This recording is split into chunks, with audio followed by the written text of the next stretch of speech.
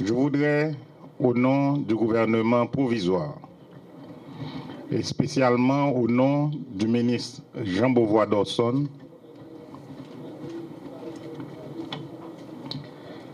procéder cet après-midi à l'installation du nouveau secrétaire d'État à la formation professionnelle, M. Jean-David Genesté. Il s'agit là, pour le gouvernement, de nouveaux signaux envoyés pour signifier son intérêt et l'impulsion qu'on veut donner à ce sous-secteur d'importance vitale pour le développement du pays. On ne peut en effet envisager aucun développement réel d'Haïti sans accorder une place spéciale à la formation professionnelle, sans préparer les techniciens qualifiés appelés à œuvrer dans les usines et dans les différents chantiers de construction. Confrontés à de graves problèmes d'investissement et surtout de la destruction des infrastructures après le séisme du 12 janvier 2010, ce sous-secteur de la formation professionnelle souffre, on le sait, d'un grand dénuement avec très peu d'équipements modernes, également d'un grand déficit dans la formation des étudiants et d'un curriculum désuet qui ne permettent pas de disposer des ressources humaines qualifiées nécessaires. Et je crois que c'est ce qui nous fait voir malheureusement dans le pays, que dans les chantiers que nous avons, nous sommes assez souvent appelés à faire appel à des compétences externes, particulièrement des compétences étrangères. Je parlais des ouvriers de la République dominicaine ou même des ouvriers venant depuis l'Asie. Les défis sont donc de taille.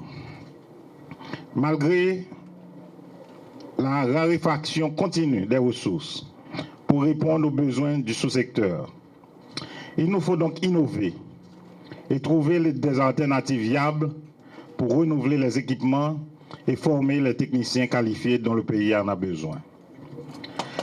En dépit du mandat et du temps limité du gouvernement, il faudra, Monsieur le secrétaire d'État, initier et poursuivre d'autres chantiers porteurs pour le développement de ce sous-secteur.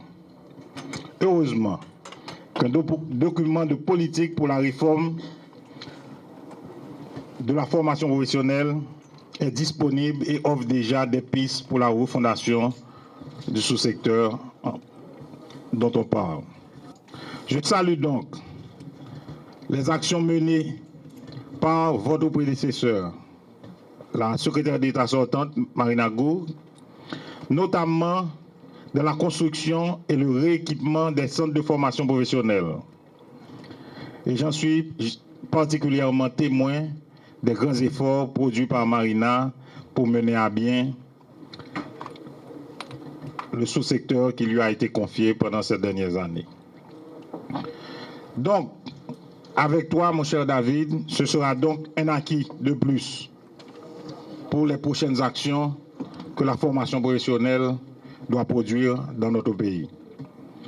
J'invite donc tout le personnel du ministère de l'Éducation et de la formation professionnelle à offrir leur collaboration au nouveau secrétaire d'État ici présent pour la réussite de sa mission. Les partenaires techniques et financiers sont également invités à accompagner le secrétaire d'État et à poursuivre les projets de collaboration avec le ministère de l'Éducation nationale, de la formation professionnelle pour le développement intégral de ce sous-secteur. Je voudrais donc, pour terminer, en vertu des pouvoirs qui me sont conférés par le ministre Dawson, de procéder à l'instant à l'investiture de M. Jean-David Genesté comme nouveau secrétaire d'État à la formation professionnelle. Je te souhaite donc, David, du succès dans ta nouvelle fonction. Mes premiers propos seront des mots de félicitations à l'endroit de mon successeur, M. Jean-David Genesté, et je lui souhaite du succès dans l'accomplissement de sa tâche. Je voudrais aussi remercier tous les cadres du ministère et de l'INFP qui m'ont accompagné pendant ces 4 ans et demi.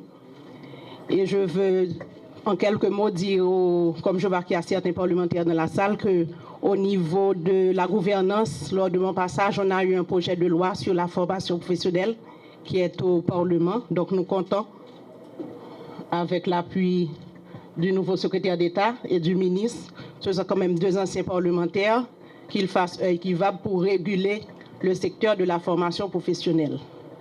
On a eu aussi beaucoup d'autres projets, de grands chantiers qui sont en cours. Donc, vous avez du pain sur la planche. Bonne chance et bon succès. Je suis loin d'être euphorique cet après-midi. Je sais que la tâche ne sera pas facile. Je mesure les attentes et les défis qui m'attendent. Toutefois, je suis optimiste, très optimiste, car avec la collaboration de tout un chacun, nous pouvons relever ensemble les défis.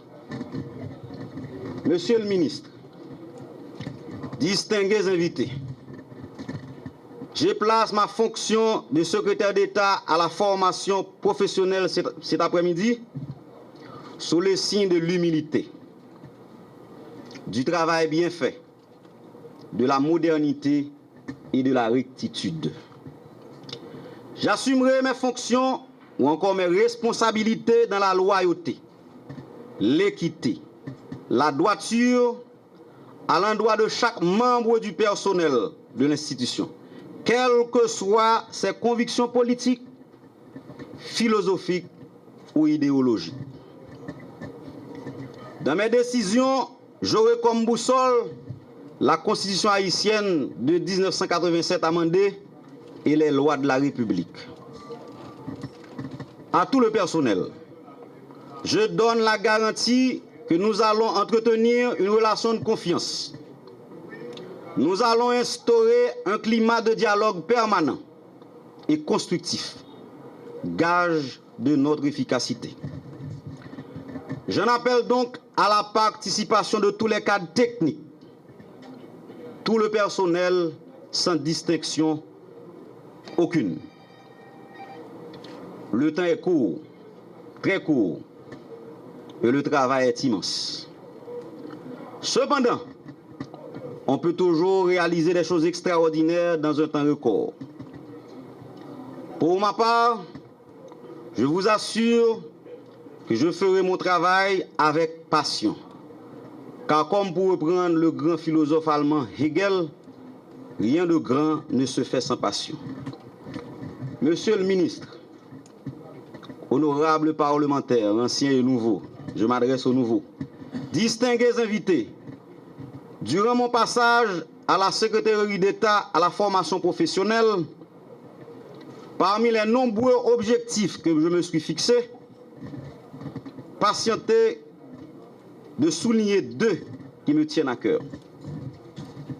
Premièrement, doter la Secrétaireté d'État à la formation professionnelle d'une loi organique en matière juridique indispensable à tout effort de développement et de modernisation du secteur.